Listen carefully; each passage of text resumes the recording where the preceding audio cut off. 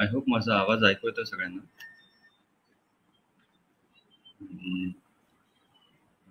सुरू करूया. नमस्कार. माझं नाव अश्विन वरुडकर आणि तुमच्या सगळ्यांचं सिंधुजन अकादमीच्या या व्याख्यानात स्वागत आहे. मी मी PhD स्टुडंट आहे आणि मी आयसर म्हणजे Indian institute of science education and research Tirupati ह्या इन्स्टिट्यूटमधून PhD करतोय आणि माझा विषय आहे पक्ष्यांमधला मलेरिया, एव्हियन मलेरिया. आणि ओव्हरऑलच माझं करिअर आहे वाईल्ड लाईफ सायन्स किंवा वाईल्ड लाईफ बायोलॉजी या क्षेत्रात होत आहे. सो आपण आजच्या व्याख्यानाला सुरुवात करू. सो आजचा विषय आहे sky islands of western Ghats. म्हणजेच आपला जो पश्चिम घाट आहे आणि महाराष्ट्रातला पश्चिम किनारपट्टी आणि आपला दख्खनचा पठार याच्यामधला जो अख्खा पर्वतरांग आहे तो सगळा पश्चिम घाट आहे आणि तो अगदी खाली साऊथ इंडियात कन्याकुमारी पर्यंत पसरलेला आहे, गुजरातमधल्या डांग पासून. आणि या पश्चिम घाटातली काही पर्वतरांगा अशा आहेत ज्यांची शिखरं खूप उंच आहेत आणि इतकी उंच आहेत की तिकडचं पूर्ण वातावरणच वेगळं आहे दरीपेक्षा. म्हणजे आपण जे दरीतल्या प्रदेशापेक्षा त्या शिखरांवरच्या प्रदेशाचं वातावरण खूप वेगळं आहे. सो त्याला स्काय आयलँड्स किंवा आकाश द्वीप किंवा आकाश बेट असं म्हणतात. तर याबद्दलच आपण थोडंसं जाणून घेऊया. सो मी म्हणलं तसं आपला जो वेस्टर्न घाट्स आहे किंवा आपला पश्चिम घाट आहे तो साधारणतः गुजरातमध्ये डांग एरियापासून सुरू होतो आणि महाराष्ट्रात मोस्टली नदर्न वेस्टर्न घाट्स म्हणजे उत्तर पश्चिम घाट हा येतो आणि तिथून खाली अक्षरशः कन्याकुमारीपर्यंत या सगळ्या पर्वतरांगा आणि पश्चिम घाट पसरलेला आहे. इथे हा ग्लोबल बायोडायव्हर्सिटी हॉटस्पॉट म्हणजेच जागतिक जैवविविधता हॉटस्पॉट मानला जातो. आता हॉटस्पॉट म्हणजे काय, तर अशा हॉटस्पॉटमध्ये खूप जास्ती प्रमाणात प्रदेशनिष्ठ प्रजाती असतात, म्हणजे एंडेमिक स्पीशीज असतात ज्या जगात अजून कुठे सापडणार नाहीत, फक्त पश्चिम घाटात सापडतात. इथे 5,000हून जास्ती फुलणाऱ्या वनस्पती आहेत, 500हून जास्ती प्रकारचे पक्षी सापडतात, साधारणतः 130हून जास्ती प्रकारचे सस्तन प्राणी आहेत आणि 200हून जास्ती हे सरपटणारे प्राणी म्हणजे रेप्टाइल्स अँड ॲम्फिबियन्स, म्हणजे बेडका असतील किंवा हे उभयचर आणि सरपटणारे प्राणी आहेत. आणि ह्याच्यातले बरेचसे, ह्या सगळ्या जे काही मी वेगवेगळ्या प्रजाती सांगितल्या ह्याच्यातल्या सगळ्यांचे खूप लार्ज प्रपोर्शन हे इथे प्रदेशनिष्ठ आहे, हे इथेच सापडतं आणि बाकी कुठेही सापडत नाही पश्चिम घाटात. आता थोडंसं आपण आयलँड्स किंवा बेट म्हणजे काय ह्याच्याकडे, आता सगळ्यांना आपल्याला नक्कीच माहिती आहे की बेट ही आपल्यासाठी वेगळी संकल्पना नाहीये. ज्यांनी समुद्र पाहिला, समुद्रामध्ये बेटा असतातच, पण फक्त समुद्रातली बेट हीच बेटा का, तर असं नाही. बेट म्हणजे अशा प्रकारचा प्रदेश जो त्याच्या चहूबाजूंनी एका वेगळ्या प्रदेशाने वेढला गेलेला आहे. सो समुद्रातलं बेट असं असतं की समुद्रात मध्ये जमीन आहे आणि चहूबाजूंनी पाणी आहे, सो म्हणून ते बेट होतं, कारण ती जमीन एका प्रकारे अडकलेली आहे. तसंच जर 2 तलाव असतील आणि त्यांच्यामध्ये जमीन आहे तर ते तलाव एकमेकाला जोडले जाऊ शकत नाहीत, तर जमिनीवरचे हे तलाव सुद्धा एक प्रकारची बेट बनतात. त्या तलावातले जे मासे आहेत ते मासे एका तलावातून दुसऱ्या तलावात जाऊ शकत नाहीत, त्यामुळे ते एक प्रकारचं बेट बनतं. किंवा आपल्या जंगलांमध्ये आता आपण बघितलं की आपल्या मनुष्याने ज्या प्रकारे विस्तार केलेला आहे सगळीकडे जंगलं तोडून, काही जंगलं अशी आयसोलेट झालेली आहेत, काही जंगलं अशी विभाजित झालेली आहेत आणि अशी खूप छोट्या एरियात अडकलेली आहेत.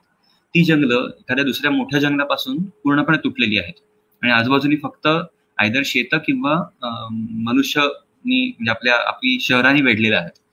तर अशा प्रकारची जंगलं सुद्धा एक प्रकारचा बेट बनतं. किंवा आज आपण जे बघणार डोंगराची शिखरं, ती इतक्या उंचावर जातात की तिकडचं वातावरण पूर्णपणे वेगळं असतं आणि त्याच्या चहूबाजूंनी जी दरी आहे ती खूप वेगळ्या वातावरणाची असते. सो मग ही शिखरं एक प्रकारचा बेट बनतं, ह्याला आकाश बेट म्हणायचं.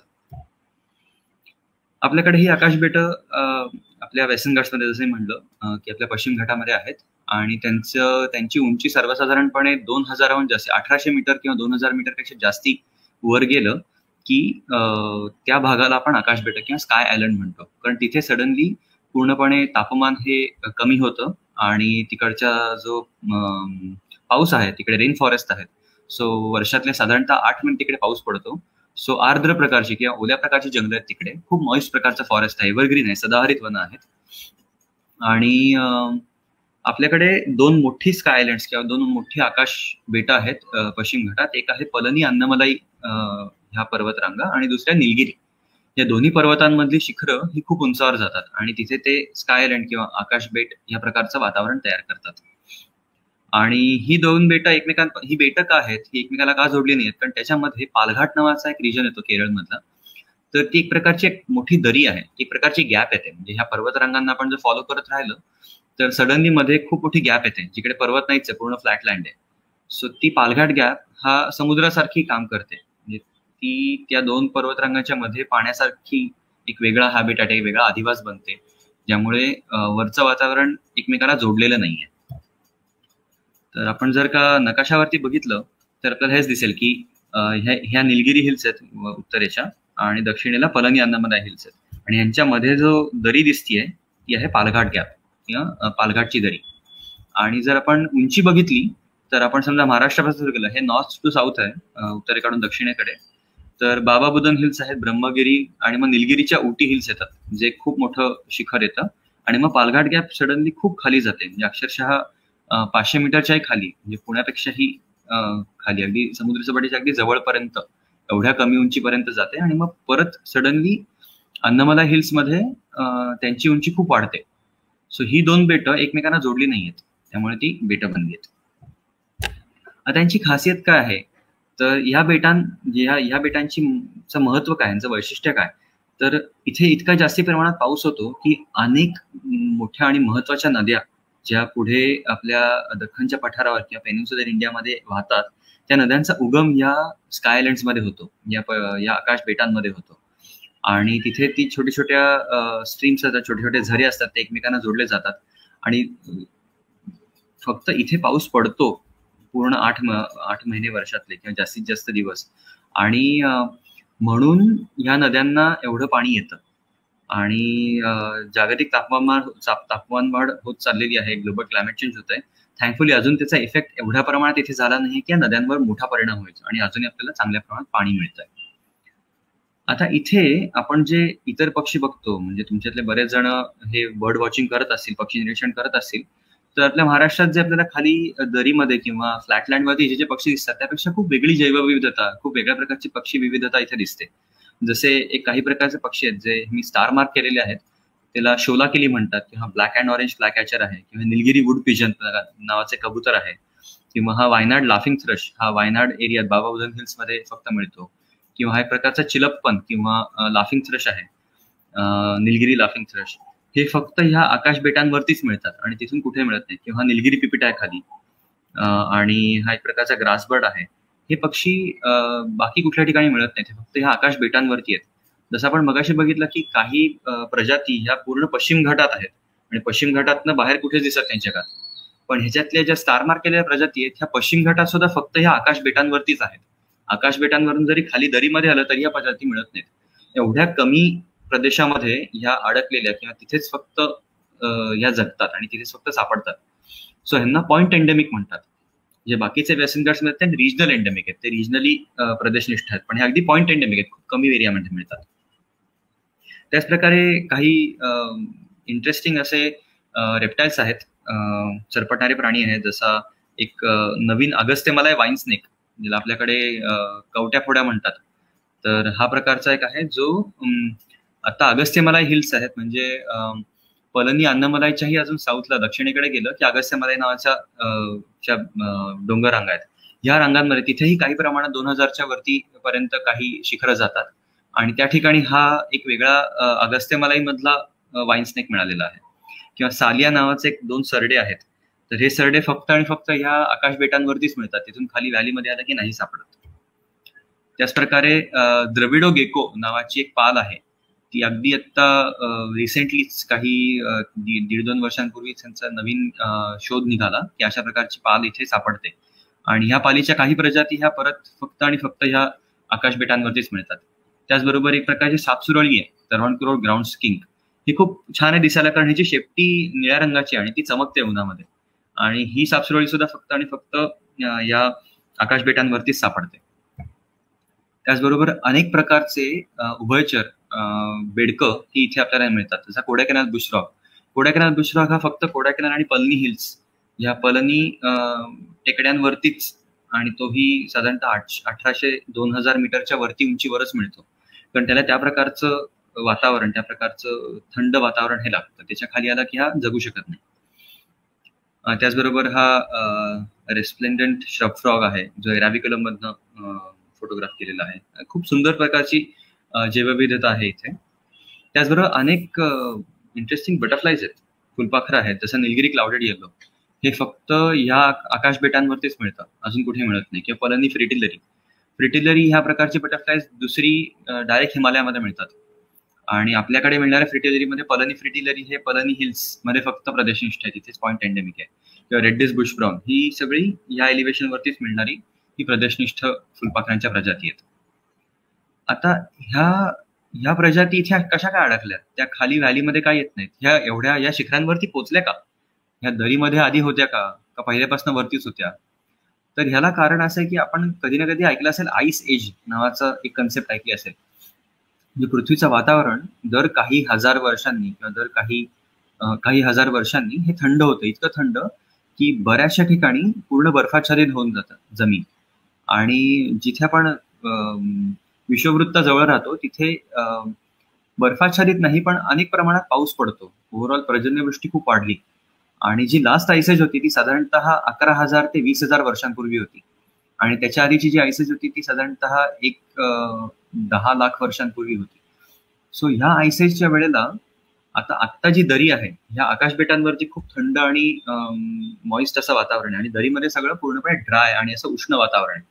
पण ह्या आयसेजच्या वेळेला इतक्या प्रमाणात पर्जन्यवृष्टी झाली, इतक्या प्रमाणात पाऊस पडला की पूर्ण दरीमध्ये सुद्धा चांगल्या प्रकारचं जंगल उगवलं आणि ओव्हरऑल वातावरण हे थंड झालेलं. अशा वेळेला ह्या प्रजाती ह्या शिखरावरून खाली आल्या आणि दुसऱ्या शिखरावर जाऊ शकल्या. त्या सगळीकडे पूर्ण खाली दरीमध्ये सुद्धा पसरलेले. आणि हळूहळू जसं वातावरण परत उष्ण होत गेलं तसं तसं हे थंड वातावरण हे फक्त शिखरांवरती सीमित राहिलं. आणि मग ह्या प्रजातीच्या खाली दरी होत्या, दरीमधनं ह्या नष्ट झाल्या आणि आता फक्त 2 शिखरांवरतीच अडकल्या. हे कशामुळे झालं? तर ओव्हरऑल सी लेवल सुद्धा ड्रॉप होते. म्हणजे जसं बर्फ जमिनीवरचा वाढत जातो किंवा बर्फाच्या पोलर एरियामध्ये किंवा जे आपल्या ध्रुवांवरती जो बर्फ वाढत जातो तशी समुद्राची पातळी कमी होते. आणि आपल्याकडे जी आपण उंची म्हणतो, जी एलिव्हेशन आहे ती कायम with respect to sea level असतं. समुद्र सपाटीपासूनची उंची असते. जर समुद्र सपाटीच खाली गेली तर प्रत्येक ठिकाणची उंची ही ऑन अँड ॲव्हरेज किंवा with respect to that relatively वाढते. सो तशीच त्या व्हॅलीची उंची आत्ता जरी 100 मीटर असेल तरी ती आयसेजच्या वेळेला ती 100 मीटर हे 250 मीटर किंवा 300 मीटर होतं आणि जास्तही होतं. सो अशा प्रकारे तिथे ते वातावरण तयार झालं. आणि जसं म्हणलं की जी समुद्रातली बेट आहेत त्यामध्ये सुद्धा ह्या प्रकारचा एक ही कन्सेप्ट बघितली गेली आहे की जेव्हा समुद्र सपाटी कमी झाली, समुद्राची पातळी कमी झाली, तेव्हा बरीच बेटं समुद्रातली सुद्धा एकमेकांना जोडली गेली. कारण जमीन किंवा समुद्राचा तळ होता तो फार खाली नव्हता, त्यामुळे पाणी कमी झाल्यानंतर तो सगळा तळ वरती आला आणि ती जमीन बनली आणि 2 बेटं जोडली गेली. अशा वेळेला त्या 2 बेटावरच्या प्रजाती एका बेटावर दुसरीकडे गेल्या. आणि जेव्हा पुन्हा ही समुद्राची पातळी वाढली, जर सगळा बर्फ वितळला, तेव्हा या स्पीशीज परत 2 बेटांवरती अडकल्या. आणि आता हेच आहे, मी जे आता सांगितलं ते सगळं तुम्हाला एका प्रकारे एका चित्रात दाखवलेलं आहे. तशा प्रकारे आपल्याकडे मेजर वेस्टर्न घाट्समध्ये 4 आकाश बेटं आहेत. एक आहे बाबा बुदन हिल, दुसरी आहे निलगिरी, आणि निलगिरी आणि बाबा बुदन हिलच्या मध्ये चालयार नदी वाहते. तर चालयार नदीची जी दरी आहे किंवा त्याचं जे खोरं आहे ती दरी एक प्रकारे त्या 2 बेटांना बाजूला करते. किंवा निलगिरी आणि पलनी अन्नमलाई ही 2 मोठी आकाश बेटं आहेत, त्यांच्यामध्ये पालघाट गॅप आहे. आणि पलंगी अन्नमलाई आणि खाली अगस्त्यमलाई यांच्यामध्ये शेंकोटा नावाची अजून एक छोटी दरी आहे, पण ती दरी एवढी आहे की ती 2 बेटांना सेपरेट करते. आणि इथले जे पक्षी होते ते पक्षी कालांतराने जसं वातावरण उष्ण होत गेलं तसं ह्या बेटांवरती, ज्या शिखरांवरतीच अडकले.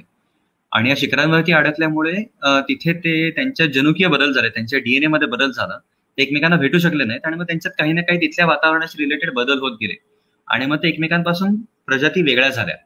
सो पूर्वीची एकच स्पीसीज होती ती आता 4 झाल्या. त्या 4 प्रजाती पूर्वी जेव्हा दरीत होत्या त्या सगळ्या एकच प्रजाती असतील, तर आता चालायार नदीच्या नॉर्थला ज्या बाबा बुदन हिल्स आहेत किंवा ब्रह्मगिरी हिल्स आहेत, बानासुरा, तिथे एक प्रजाती, निलगिरीमध्ये एक, पलनी अन्नमलईमध्ये एक आणि अगस्त्यमलईमध्ये एक. तर ह्यातली एक सुंदर अशी स्पीशीज किंवा अशी प्रजाती पक्षाची म्हणजे शोलाकिली. हे नाव अगदी नव्याने दिलेलं आहे आणि पूर्वी निलगिरी शोलाकिली आणि व्हाईट बेलिड शोलाकिली हे दोन्ही एकच समजले जायचे. पण जेव्हा त्यांनी डीएनएचा अभ्यास केला त्याला कळलं की ह्या दोन प्रजाती साधारणतः 80 लाख वर्षांपूर्वी एकमेकांपासून वेगळ्या झालेल्या आहेत. 8 मिलियन 80 लाख वर्षांपूर्वी ह्या प्रजाती एकमेकांपासून पूर्णपणे वेगळ्या झाल्यात. त्यामुळेच एका प्रजातीमध्ये आपल्याला पोटाला थोड्या प्रकारे एक तांबूस रंग दिसतो आणि दुसऱ्या मध्ये त्याचा पोट पूर्ण प्रकारे हे पांढऱ्या रंगाचं आहे. सो ते त्याच्यानंतर एकमेकांना भेटू शकले नाहीत. ते कायमच आपल्या निलगिरी शोलाकिली या निलगिरी आकाश बेटांवरती आणि व्हाईट बेलिड हा पलनी अन्नमलईवरती अडकून राहिला. आता ह्या प्रजाती समजा एकमेकांसमोर आल्या तर त्या पुढे ब्रीडही करू शकत नाहीत. सो त्या सेपरेटच राहतात, एकमेकांना ओळखूही शकत नाहीत. त्याच प्रकारे चिलप्पन किंवा लाफिंग थ्रश जो आहे तर त्याची पूर्वी 2च प्रजाती मानल्या जायच्या. एक निलगिरी लाफिंग थ्रश जो वरती निलगिरी आणि बानासुरा हिल्स मध्ये होता आणि दुसरा होता केरला लाफिंग थ्रश किंवा केरळचा लाफिंग थ्रश म्हणायचा. परंतु ह्याचाही डीएनएचा जेव्हा अभ्यास झाला तेव्हा असं कळलं की ह्याच्यात ऍक्च्युली 2 नाही तर 4 स्पीशीज आहेत, 4 प्रजाती आहेत. जी चालायार नदी आहे त्याच्या खोऱ्यामुळे ह्या 2 प्रजाती एकमेकांपासून वेगळ्या झाल्यात, बानासुरा आणि निलगिरी. त्याचबरोबर पलनी आणि अगस्त्यमलाई किंवा अशंभूच्या टेकड्या आहेत त्या सुद्धा शेंकोटा गॅप मधून एकमेकांपासून वेगळ्या झालेल्या आहेत. सो 2च्या 4 स्पीशीज झाल्या. आता हे महत्वाचं कसं आहे म्हणजे ह्यांनी संवर्धनासाठी काय फायदा झाला तर उदाहरण असं आहे की समजा आपण पूर्वी ह्याला केरळ लाफिंग थ्रश म्हणायचो, जे अशंभू आणि पलनी लाफिंग थ्रश आहेत आपण पूर्वी केरळ लाफिंग थ्रश म्हणायचो. आता केरला लाफिंग थ्रश असता तर तो सगळीकडे सापडतो, म्हणजे पलनी अन्नमलाई हिल्स पासून ते खाली अगस्त्यमलाई कन्याकुमारी पर्यंत या सगळ्या आकाश बेटांवर सापडतो. उद्या जर का इथली अगस्त्यमलाईवरती काही जंगल तोडायचं ठरवलं कारण आपल्याला काही प्रमाणात बांधकाम करायचंय आणि त्याला मान्यता दिली गेली का तर ही स्पीशीज ही प्रजाती वरती पण मिळते, सगळीकडे मिळते, मग इकडनं गेली तर काय फरक पडतो. पण तेव्हा आपल्याला माहित नव्हतं की अशंभूची प्रजाती वेगळीच आहे. सो तेव्हा जर असं केलं असतं तर मे बी आपण अशंभू लाफिंग थ्रश किंवा अशंभू चिलप्पन ह्याला गमावून बसलो असतो. पण बिकॉज हा डीएनएचा अभ्यास झाला आता आपल्याला माहिती आहे की ह्या 2 वेगवेगळ्या प्रजाती आहेत आणि अशंभू लाफिंग थ्रश फक्त अशंभू आणि अगस्त्यमलाई टेकड्यांवरतीच अडकलेला आहे. सो त्यालाही वाचवणं तेवढंच महत्वाचं आहे जेवढं पलनी लाफिंग थ्रशला वाचवणं महत्वाचं आहे. सो केरळ लाफिंग थ्रश आता एक प्रजाती नसून ते 2 झालेले आहेत. सो अशा प्रकारे ह्यांना स्प्लिट करणं, ह्या 2 प्रजाती वेगवेगळ्या ओळखणं हे खूप महत्वाचं आहे त्यांच्या संवर्धनासाठी. त्याच प्रकारे ह्या आकाश बेटांवरती काही बऱ्याच मोठ्या प्रमाणात ही ग्रासलँड्स आहेत, मोठ्या प्रमाणात माळरान आहेत, गवताळ. आणि ही माळरानं ही थंड प्रदेशामुळे आणि खूप जास्ती प्रमाणात थंडी असल्यामुळे ती टिकलेली आहे. तिथे जंगलांनी टेकओव्हर नाही केले, तिकडे जंगल वाढ नाही होऊ शकली. पण जी जंगलातली मोठी झाडं आहेत त्यांच्या बिया जगू शकत नाहीत. एवढ्या प्रमाणात तिथे थंड वातावरण होतं की फक्त गवतच जगू शकतं. आणि अशा गवतावर जगणारा एक पक्षी इथे विकसित झाला एका प्रकारे किंवा एका प्रकारे तो इव्हॉल्व्ह झाला तिथे, त्याचं नाव निलगिरी पिपीट. आणि हा फक्त आणि फक्त ह्या शोला ग्रासलँड किंवा ज्या स्कायलँड आकाश बेटांवरच्या ज्या माळरान आहेत ते फक्त माळरानांवरतीच सापडतो, बाकी कुठे सापडत नाही. आणि ही माळरानं हळूहळू कमी होत चालली आहेत. जंगलं तिकडे आता जशी जागतिक तापमान वाढ होतीये काही प्रमाणात तिथे प्लांटेशन केलं, बऱ्याचशा ह्या ग्रासलँडवरती आपण सेटलमेंट उभारल्या, तिथेच त्या गवतांना नष्ट करून तिथे आपण मोठ्या मोठ्या बिल्डिंग उभारल्या, मोठी मोठी गावं आणि शहरं तयार केली आणि शेती लागवडीखाली आणलं. तर अशा वेळेला ह्याचा अधिवास नष्ट झाला आणि निलगिरी पिपीट आता हा खूप कमी ठिकाणी मिळतो. आणि आपण जर आत्ताच ह्याच्यावरती काही संवर्धनाचे एफर्ट्स घेतले नाहीत तर पुढच्या 10 वर्षात ही प्रजाती मे बी पूर्ण प्रकारे नामशेष होऊ शकते. तर मी जसं म्हणलं की इथे गवताळ मारण आहे. तुम्हाला या फोटोमध्ये दिसेल की मेजॉरिटी ऑफ द एरिया जो ह्या आकाश बेटांचा आहे तो फक्त आणि फक्त माळरानांनी वेढलेला आहे.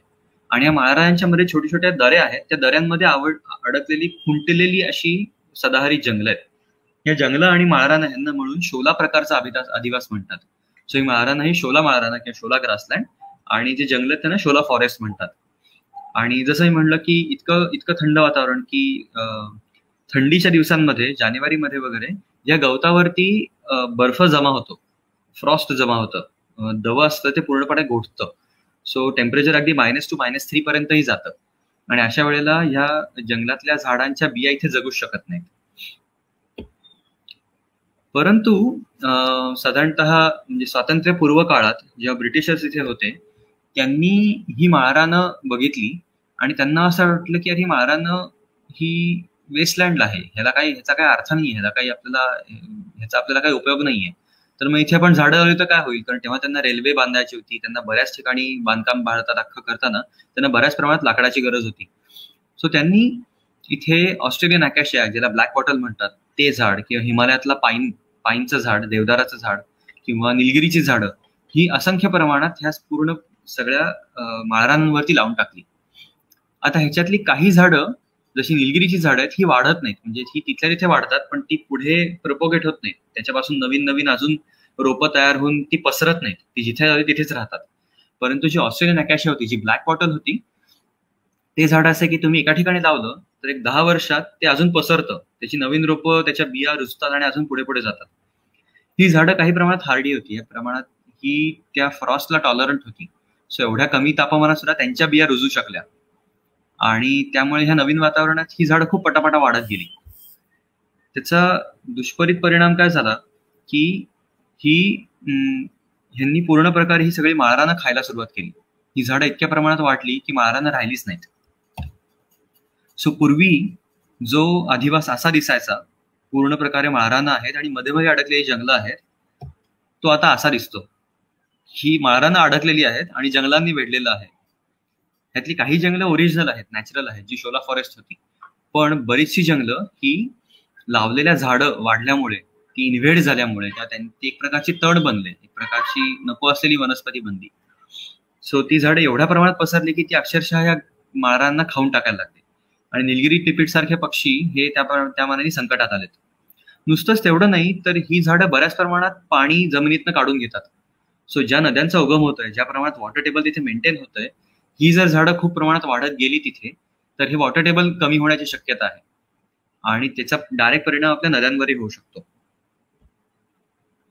सो जसं म्हणलं, हा जो तुम्हाला डावीकडचा फोटोग्राफ आहे, ह्या फोटोग्राफमध्ये जी काय जंगलं दिसतात, दिसायला आपल्याला खूप छान वाटतं बघून, अरे किती मस्त छान, एवढी छान जंगलं आहेत आणि सुंदर आहे वातावरण. पण नाही, ही जंगलं नव्हती. इथे खरं तर पूर्ण माळरान होतं. ही सगळी निलगिरीची झाड आहेत, ही सगळी अकॅशियाची झाडं आहेत, ऑस्ट्रेलियन अकॅशिया वॉटल आहे इथे, आणि ही सगळी इतक्या प्रमाणात माजलेली आहे इथे की ही पूर्ण प्रकारे माळरान त्यांनी खाऊन टाकलंय.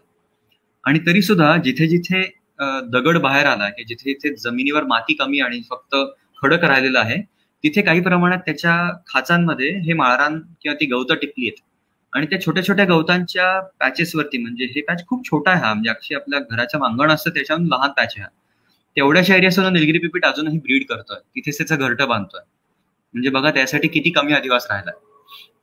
सो आता जर आपण हे वाचवलं नाही तर हा पक्षी काही वर्षात आपण पूर्णपणे हरवून बसू.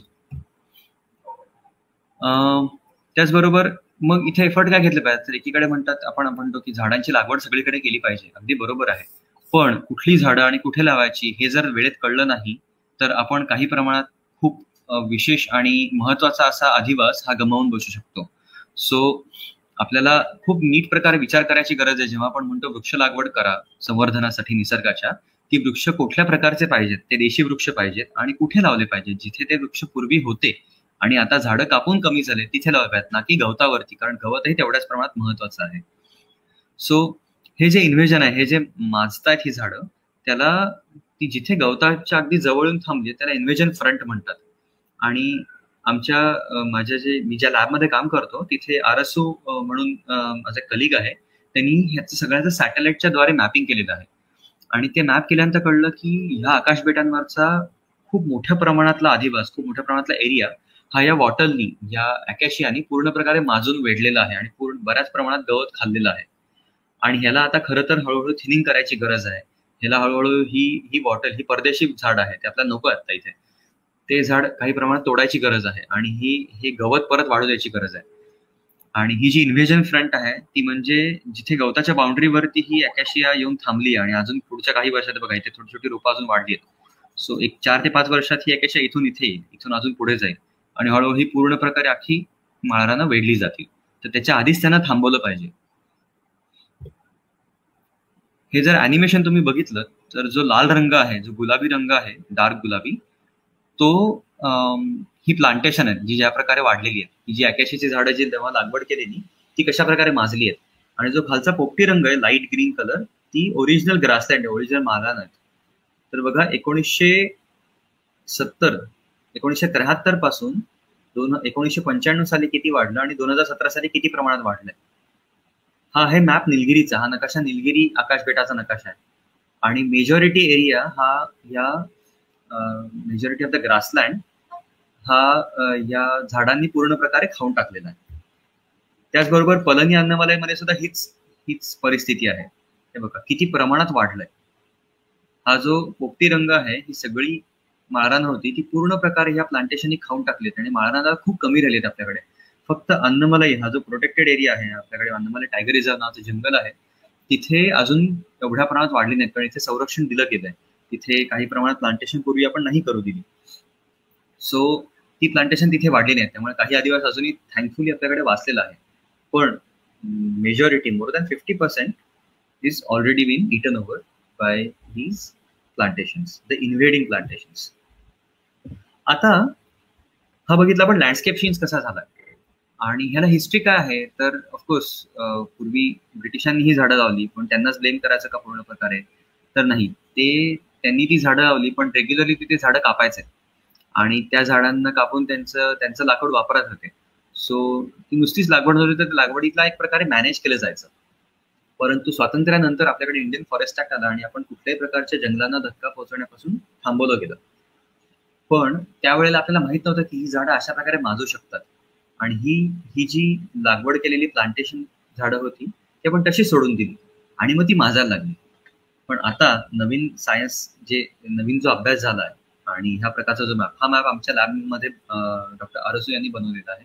आणि त्या मॅपमुळे कळलं की किती प्रमाणात माजले आणि किती प्रमाणात आदिवासी धोक्यात आलेला आहे. आणि आता मात्र आपल्याला ह्याच्या बाबतीत काही प्रमाणात एफर्ट्स घ्यायची गरज आहे, काही प्रमाणात ही झाडं तोडायची गरज आहे, या झाडांपासून क्लिअरिंग करून ही गवत परत वाढू द्यायची गरज आहे. आता ह्याचा अजून एक इनडायरेक्ट इफेक्ट काय होऊ शकतो, तर आपल्या सगळ्यांनाच माहिती आहे की आता आपण एका कोविड पॅन्डेमिक करून जातोय. खूप अनफॉर्च्युनेट आहे आणि ही परिस्थिती आपण 2 वर्षापूर्वी अजिबातच विचारही केला नव्हता की अशी काहीतरी सिच्युएशन येईल की आपण सगळे सडनली घरात अडकून बसू. एक आजार, एक महामारी अशी येईल की पूर्ण जगात पसरेल आणि आपली दैनंदिन जीवनाची पूर्ण तऱ्हाच बदलून टाकेल. आणि झालं असं की हे कशामुळे झालं, तर ऑफकोर्स हा कोविड कुठल्या तरी प्राण्यांपासून आलेला आपल्याकडे. हा कुठल्या तरी प्राण्यांमध्ये आधी लपून होता आणि प्राण्यांपासून हा स्विच ओव्हर झाला, हा माणसात आला. आणि पूर्वी असे अनेक महामाऱ्या, असे अनेक आजार आहेत, इन्क्लुडिंग एड्स असेल किंवा मलेरिया असेल किंवा एव्हियन इन्फ्लुएन्झा किंवा जो बर्ड फ्लू आहे तो आहे. हा सगळा जंगलांमध्ये, वन्य प्राण्यांमध्ये राहिलेला आजार आहे. त्याचे पॅरासाइट्स असतात, जो व्हायरस असतो, बॅक्टेरिया असतात, या वन्य प्राण्यांमध्ये जगतात आणि त्या वन्य प्राण्यांमध्ये त्यांच्यात टॉलरन्स असतो. वन्य प्राणी इतक्या प्रमाणात मरत नाहीत. पण जेव्हा माणूस जंगल तोडत वन्य प्राण्यांच्या एवढ्या जवळ राहायला लागतो, तर त्यांच्यातले काही व्हायरस हे जम्प करतात आणि माणसालाही आजार करतात. पण आपली माणसाची जी बॉडी आहे, आपलं शरीर आहे, ते या व्हायरसेससाठी उत्क्रांती आपली झाली नाही. तो व्हायरस पहिल्यापासून आपल्यात नव्हता. सो आपली बॉडी त्याला प्रतिकार करण्यासाठी तयार नाहीये. सो जेव्हा ते सुरुवातीला आपल्यात येतो तेव्हा खूप प्रमाणात हा इन्फेक्शन जास्ती होतात, त्याचा आजार खूप प्रमाणात वाढतो आणि त्याला काही प्रमाणात स्पिल ओव्हर म्हणतात. स्पिल ओव्हर म्हणजे काय, जसं स्पिल ओव्हर म्हणजे दूर उतू जाणं किंवा काही प्रमाणात उतू जाणं म्हणजे स्पिल ओव्हर. सो हे आजार किंवा हे जे व्हायरसेस आहेत जे वन्य प्राण्यांमध्ये होते तिथून ते उतू गेले आणि माणसामध्ये आले. ही खूप महत्वाची डिझीज इकॉलॉजी मधली कन्सेप्ट आहे, स्पिल ओव्हर. आता ह्या इन्व्हेजनशी काय संबंध आहे, किंवा आपण जो लँडस्केप चेंज बघितला, पूर्ण प्रकारे आदिवास चेंज झालाय, तर जेव्हा आदिवास चेंज होतो तेव्हा ओव्हरऑल वातावरण बदलतं आणि ज्या गोष्टी तिथे पूर्वी नव्हत्या त्या तिथे त्या दिसायला लागतात. उदाहरणार्थ काही पक्षी किंवा काही प्राणी जे ह्या आकाशबेटांवरती नाही तर खाली दरींमध्ये दिसायचे, या झाडांमुळे तिथलं वातावरण काही प्रमाणात गरम झालंय आणि हे प्राणी आता तिथे राहू शकतात. त्या थंडीमध्ये ते आता समहाव तग धरू शकतात, ते तिथे आले. आता ते प्राणी त्यांच्याबरोबर आजान घेऊन येऊ शकतात का, तर नक्कीच येऊ शकतात. त्याच प्रकारे तर ह्याचा अभ्यास नक्कीच केला पाहिजे आपल्याला. आणि माझा जो अभ्यास आहे तो मी पक्ष्यांच्या मलेरियावरती करतोय. आता आपल्याला सगळ्यांना माहिती आहे की मलेरिया हा डासांपासून होतो. पण तो डासांपासून म्हणजे डासांमध्ये मलेरिया असतो का? तर नाही. मलेरिया हा माणसांमध्ये असतो. मलेरियाचा जो पॅरासाइट आहे त्याला प्लाझ्मोडियम म्हणतात. तो एका माणसामधून दुसऱ्या माणसामध्ये पोचवायचं काम हा डास करतात. सो तो मलेरिया एका माणसामध्ये वाढला की तो हवेतनं पसरू शकत नाही, तो हवेत मरतो. पण जेव्हा डास एका माणसाचं रक्त पितो तेव्हा त्याच्या पोटामध्ये तो मलेरियाचा पॅरासाइट जातो, त्याच्या पोटात राहतो, त्याच्या पोटात त्याच्या त्या प्रोबॉसिस जी त्याची चावायचा ऑर्गन आहे तिथे त्याच्या सलायव्हरी ग्लँड्स मध्ये येतो आणि त्या थुंकीद्वारे दुसऱ्या माणसामध्ये जातो आणि मग दुसऱ्या माणसाला परत मलेरिया होतो. सेम पक्ष्यांमध्येही होतं. पक्ष्यांमध्ये सुद्धा हा मलेरिया आहे आणि प्लाझ्मोडियम नावाचाच पॅरासाइट आहे, पण हा प्लाझ्मोडियमची स्पीशीज जी आहे, ही प्रजाती ती वेगळी आहे. सो पक्ष्यांचा मलेरिया अजून तरी माणसाला झालेल्याचा रिपोर्ट एकही नाहीये. सो पक्ष्यांचा मलेरिया पक्ष्यांमध्ये सीमित आहे, माणसाचा मलेरिया माणसामध्ये. आणि पक्ष्यांमध्ये हा मलेरिया बऱ्याचशा पक्ष्यांमध्ये पहिल्यापासून म्हणजे त्यांच्या उत्क्रांतीबरोबर हा मलेरिया ही उत्क्रांती होत गेली त्याची. त्यामुळे पक्षी त्याला टॉलरंट आहेत. सगळे पक्षी मलेरिया होऊन मरत नाहीत. तर काही प्रमाणात त्यांना ताप येतो, काही प्रमाणात त्यांना ओव्हरऑल त्यांचा विकनेस वाढतो आणि डासांमुळे पसरतो. परंतु काही पक्षी जे बेटांवरती यांची उत्क्रांती झाली, उदाहरणार्थ हवाईची बेटं किंवा गॅलापॅगोज मधली बेटं, न्यूझीलंडची बेटं, ही बेटं ही मेनलँड जमीन किंवा खंडातल्या जमिनीपासून खूप आयसोलेटेड आहे, बेटांवरती आहे. तिथले पक्षी हे त्यांच्याबरोबर मलेरिया नाही घेऊन गेले, त्यांच्यात कधीच मलेरिया नव्हता आणि गेली लाखो वर्षांपासून ते बिना मलेरियाचे तिथे जगत आलेत. आता ही सिच्युएशन अगदी अशीच आहे जशी माणसाची कोविड बरोबर झाली, की आपण पहिल्यापासून कोविड येऊन नव्हतो आहोत. हा कोविड नव्याने आपल्यात आलाय, त्यामुळे आपल्याला खूप जास्ती प्रमाणात हा आजार होतोय, माणसाला खूप जास्ती प्रमाणात सफरिंग होत आहे. सेम टू सेम या हवाई बेटांवर किंवा न्यूझीलंड बेटांवरती जेव्हा मनुष्य प्रजाती गेली, बोटींमधून माणसांनी तिथे जाऊन जेव्हा तिथे सेटलमेंट केल्या, आपण आपल्याबरोबर कोंबड्या घेऊन गेलो, पाळीव पक्षी जसे बुलबुल असतील किंवा शामा असतील असे पक्षी घेऊन गेलो, मैना घेऊन गेलो, चिमण्या घेऊन गेलो आणि भरपूर प्रमाणात डास घेऊन गेलो. आता ह्या चिमण्यांमध्ये, ह्या पोल्ट्री किंवा जे आपले कोंबड्या ह्यांच्यामध्ये मलेरिया होता, कारण ते मेनलँडवरनं आलेले. आणि तो मलेरिया आपण जे डास घेऊन गेलो त्या डासांनी ह्यांच्यातनं मलेरिया घेतला आणि हवाईमधले जे प्रदेशनिष्ठ पक्षी होते, तिकडेच राहिलेले, तिथेच उत्क्रांती झालेले नवीन पक्षी होते, त्यांना तो मलेरिया दिला. आता ह्या पक्ष्यांचं हेच झालं जे आपलं कोविड बरोबर होतं. यांच्यात हा मलेरिया इतका नवीन होता की ते पक्ष्यांची बॉडी त्यासाठी बनलेलीच नव्हती की त्या मलेरियाला ते तग धरू शकतील. आणि साधारण ते 5 ते 6 प्रजाती ह्या पूर्ण प्रकारे नामशेष झाल्या. या मलेरियाला जगू शकल्या नाहीत. पक्षी खूप प्रमाणात मेले आणि आता मात्र याच्यावर कॉन्झर्वेशन एफर्ट्स चालू आहेत. परंतु हे का झालं? तर काहीतरी अननॅचरल ऍक्टिव्हिटी घडली. आपण जिथे डास असणं अपेक्षित नव्हतं तिथे माणूस डास घेऊन गेला. जिथे जे पक्षी अपेक्षित नव्हते तिथे ते पक्षी आपण स्वतःहून घेऊन गेलो, पाळीव पक्षी, आणि त्यांच्या वाट्या मलेरिया पसरवला. आता सेम टू सेम हवाई बेटांसारखीच आपली जी आकाश बेटं आहेत, जी वेस्टर्न घाट्स मधली, पश्चिम घाटातली, तिथे सुद्धा काही पक्षी असे प्रदेशनिष्ठ आहेत आणि तिथे जे वातावरण एवढं थंड आहे, एवढ्या थंड वातावरणात डास जगू शकत नाहीत. आणि आपल्याला माहिती आहे की जसं हिमालयामध्ये शिमला किंवा मसुरी यासारखी जी ठिकाणं ती ब्रिटिशांनी सगळ्यात पहिले का कॉलनाइज केली? कारण तिकडे मलेरिया नव्हता, तिकडे डास नव्हते आणि त्यांना मलेरियापासून वाचायचं होतं. कारण खाली दरीमध्ये किंवा मेन लो एलिव्हेशनला बऱ्याच प्रमाणात मलेरिया भारतात तेव्हाही पसरलेला होता आणि बऱ्याच प्रमाणात लोकांचे मृत्यू होत होते मलेरियापायी. सो अशा ठिकाणी त्यांनी सेटलमेंट केली. अशा ठिकाणी त्यांनी उंच प्रदेशात, थंड हवेच्या ठिकाणी घरं बांधली. परंतु आज या प्लांटेशन्समुळे कदाचित आणि ज्या प्रमाणात आपण ओव्हरऑल अधिवास बदललेला आहे, मनुष्याचा वावर ह्या आकाशबेटांवरती वाढलेला आहे, या आकाशबेटांवरती डासांचं प्रमाण खूप प्रमाणात वाढलेलं आहे. सो जर का हे डास इथे वाढत गेले तर अशी शक्यता आहे का की इथल्या प्रदेशनिष्ठ पक्ष्यांना आता नव्याने मलेरिया होईल? कारण इथले प्रदेशनिष्ठ पक्षी हे गेल्या अनेक वर्षांपासून, जसं म्हणलं काही लाख वर्षांपासून या शिखरांवरतीच आहेत, या थंड प्रदेशातच राहिलेले आहेत जिथे डास पूर्वी नव्हते. त्यामुळे त्यांच्यात मलेरिया असणं आपण अपेक्षित नाही करू शकत. आणि जर का आता तिथे डास गेलेले आहेत, मी स्वतः कोडायकॅनालला किंवा उटीला राहून आलेलो आहे, निलगिरी आणि पलनी अन्नमलयामध्ये, आणि 2400 मीटरच्या एलिव्हेशन वरती सुद्धा मला स्वतःला डास सावलेले आहेत. सो तिथे डास नक्की आहेत. मी काही मेडिकल रेकॉर्ड चेक केले न्यूज रिपोर्ट्स मधनं आणि तिथे असं कळलं की माणसाचा मलेरिया तर इथे मिळतो. पूर्वी जे ब्रिटिशांनी तिथे वस्त्या केल्या कारण त्यांना मलेरिया नको होता, तो मलेरिया आज तिथे आहे. आता हा मलेरिया जर माणसात पसरत येतो तर पक्ष्यांमध्ये पसरत असेल, कारण हेच डास जे माणसामध्ये मलेरिया पसरवतात तेच पक्ष्यांमध्ये पसरवतात. तर माझा अभ्यास हा ह्याच कारणासाठी मी करतोय की बदलणारं वातावरण जागतिक तापमानवाढ जी होतीये त्याच प्रकारे ज्या प्रमाणात हा अधिवास नष्ट होतोय आणि माणसाची आपल्या वस्त्यांचं प्रमाण वाढत चाललंय आणि आपण जंगलं खात चाललोय आणि ही माळरानं खात चाललोय, तर आपण डासांचंही प्रमाण वाढवत जाणार आहोत. आणि अशा प्रकारे जर या प्रदेशिष्ठ पक्ष्यांमध्ये मलेरिया वाढत गेला तर हेही मरतील का? जसं हवाईच्या पक्ष्यांमध्ये झालं. हा हवाईयन हनी क्रीपर आहे, खूप सुंदर पक्षी आहे, पण ह्याच्यासारखे दिसणारे अनेक पक्षी हवाई बेटांमधनं पूर्ण प्रकारे नामशेष झाले, कारण त्यांच्यात मलेरिया नव्याने गेला. आणि हा मलेरिया कोण घेऊन गेला? तर चिमण्या किंवा मैना, ज्याच्यात मलेरिया राहतो पण चिमण्या मरत नाहीत, पण त्या डासांपाय दुसऱ्या पक्ष्यांमध्ये पसरवू शकतात. तेच ह्या स्कायलँड्स वरती आज जर आपण गेलो तर काही पक्षी जसे ब्लॅकबर्ड असेल किंवा ऑरेंज रेड थ्रश असेल किंवा मैना, कावळे, चिमण्या ह्या खरं पूर्वी इथे नव्हत्या, त्या आता वरती मिळतात. मनुष्य वस्त्यांच्या आसपास चिमण्या खूप प्रमाणात दिसतात आणि डास पण आहेत.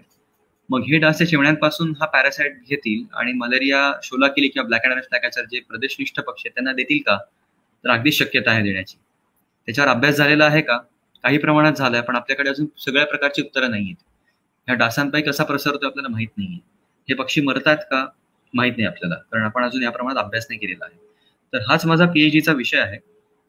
आणि मी अशी गोष्ट बघतोय की समजा डास वाढले, ज्या ठिकाणी डास पण आहेत, चिमण्या, ब्लॅकबर्ड्स, मैना यांसारखे पक्षी पण आहेत आणि प्रदेशनिष्ठ पक्षी पण आहेत, तिथे जास्ती मलेरिया आहे का? आणि जर मी कुठेतरी खूप दूरच्या जंगलात गेलो, जसं आपण म्हणलं अन्नमलाई, जिथे अजून प्लांटेशन्स नाहीये, जिकडे ह्युमन सेटलमेंट अजिबात नाहीये, वस्त्या नाहीयेत, तिथे गेलो जिकडे चिमण्या, कावळे नाही सापडत, जिकडे कोंबड्या नाहीयेत, अशा ठिकाणी डासही मे बी कमी असतील मनुष्य नसल्यामुळे. तर अशा ठिकाणी ह्या प्रदेशनिष्ठ पक्ष्यांमध्ये मलेरिया कमी आहे का? मग तो कसा पसरत चाललाय? तर जे पूर्वी मॅपिंग केलं होतं त्याच मॅप बरोबर ती मलेरियाचं मॅप आपण करू शकतो का सॅटेलाइटद्वारे? जर ही इन्फॉर्मेशन आपल्याला मिळाली तर आपण प्रेडिक्ट करू शकतो का? तर ह्या प्रकारचा अभ्यास आहे. आणि माझं काम असं आहे की आम्ही वेगवेगळ्या जंगलात जातो, तिथे आम्ही पक्ष्यांना काही कारणासाठी पकडायला लागतं, त्यांच्यातनं ब्लड सॅम्पल्स घेतली जातात आणि ह्या रक्तांमध्ये तो पॅरासाइट आहे का नाही हे कळतं. आणि अगदी सिमिलर जसं आता कोविडचं टेस्टिंग होत आहे, जे आपण ब्लड टेस्ट किंवा स्वॅब घेऊन टेस्ट केली जाते PCR मधनं, तशीच ह्या पक्ष्यांच्या रक्ताची सुद्धा टेस्ट केली जाते आणि त्या टेस्टमध्ये ज्या पॅरासाइटचा जर DNA सापडला तर त्यांच्यात तो मलेरिया आहे. मग तो किती प्रमाणात आहे हे शोधायला लागतं. सो जसा की हा एक प्रकारचा सुतार पक्षी आहे, ही प्रकारचा ब्लॅकबर्ड आहे. तर हे पक्षी हे खरं तर एवढ्या उंचीवरती साधारण प्रत्येक वेळा सापडत नाहीत आणि हे त्यांच्यात मलेरिया जास्ती प्रमाणात राहतो आणि ते पक्षी मरत नाहीत, ते जगू शकतात, तग धरतात. आणि या बदल्यात हा जो शोलाकिली आहे किंवा निलगिरी वुड पिजन नावाचं कबूतर आहे, हे प्रदेशनिष्ठ पक्षी आहेत, ह्यांच्यात हा मलेरिया एखाद्या वेळेस नसेल आणि आता वाढत असेल.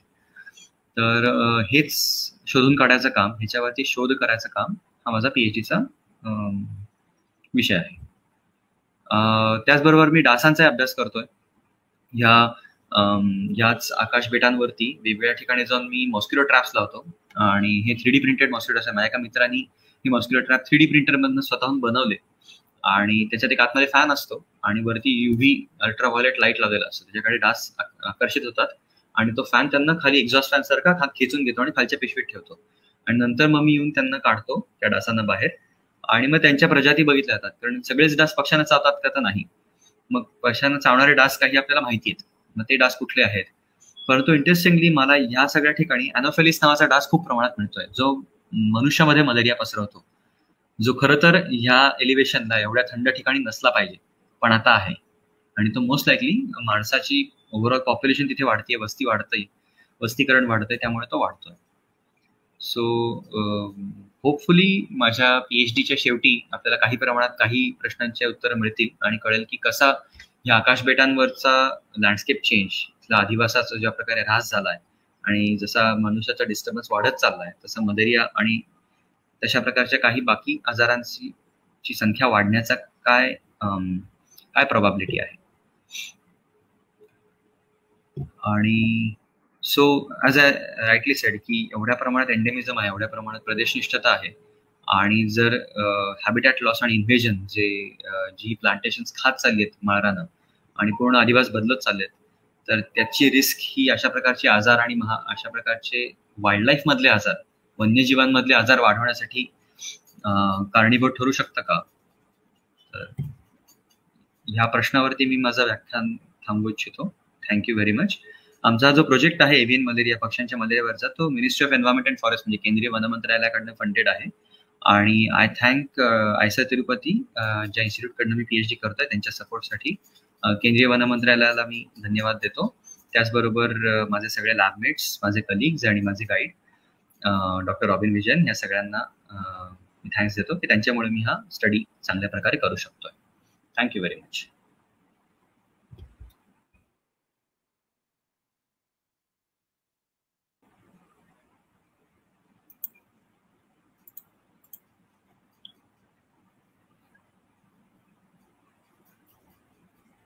प्रश्न आहेत का काही इथे? मनुष्य ज्या ठिकाणी जाईल त्याच ठिकाणी डास जातात का? मनुष्याच्या मागे जातात का ते आपल्याला माहित नाही, परंतु जिथे मनुष्य जातो तिथे तो बऱ्याच प्रमाणात कचरा वाढवतो. तिथे तो बऱ्याच प्रमाणात अशा गोष्टी वाढवतो जिथे पाणी साचून राहतं. उदाहरणार्थ टायर असतात, त्या कचऱ्यामध्ये सुद्धा खूप प्रमाणात पाणी साचून राहतं. जर कचरा नसेल तर जो पाऊस पडतो आकाशबेटांवरती ते पाणी सगळं वाहून जातं. ते कुठल्या छोट्या छोट्या झऱ्यांना मिळतं आणि झऱ्यांमधून वाहून जातं. सो डासांची अंडी टिकू शकत नाहीत. पण मनुष्यामुळे, वस्तीमुळे तिथे बऱ्याच ठिकाणी अशी पडल्स बनतात आणि पाण्याची छोटी छोटी डबकी बनतात आणि तिकडे डास वाढतात. सो हो, म्हणजे मनुष्य जातो त्या ठिकाणी तिथे इनडायरेक्टली डास जातात आणि वाढतात सुद्धा.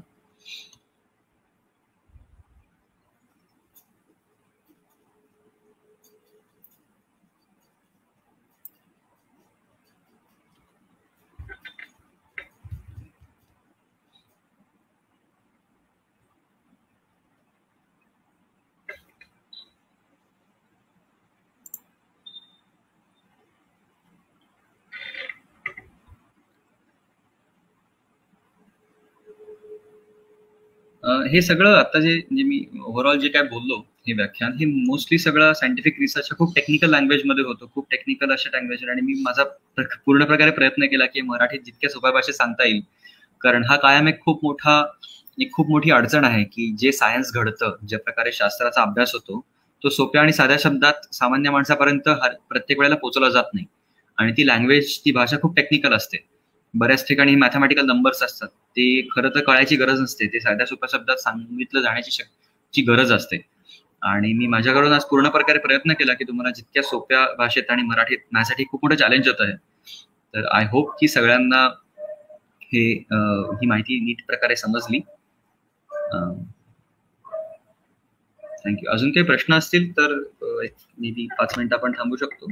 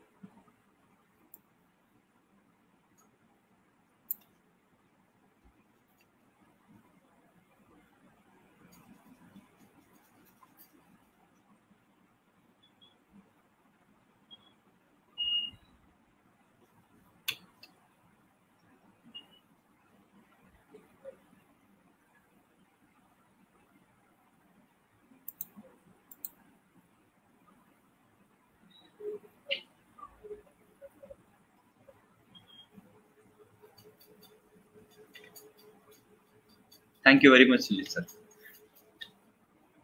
Thank you Nitin sir.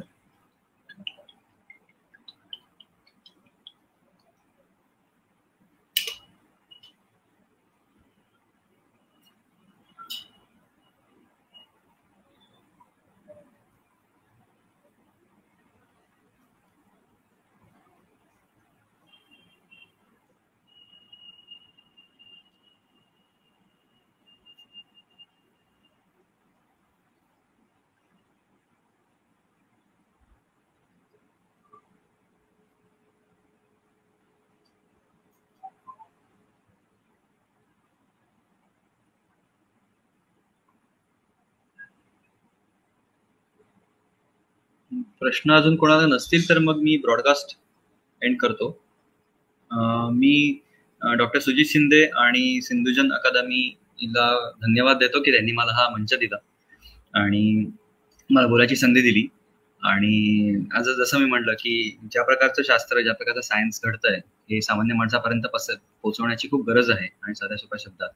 आणि हे असे प्लॅटफॉर्म सिंधुजन अकादमी सारखे हे खूप महत्वाचे ठरतात, जे जास्तीत जास्त लोकांपर्यंत पोहोचतात. अशा प्रकारचं ओपन प्लॅटफॉर्म, ओपन फोरम ठेवतात आणि त्यामुळे ही माहिती जास्तीत जास्त लोकांपर्यंत पोहोचवण्याची संधी आम्हाला मिळते या क्षेत्रात काम करण्याचा लोकांना. सो थँक्यू सर, आणि thank you everyone for attending today.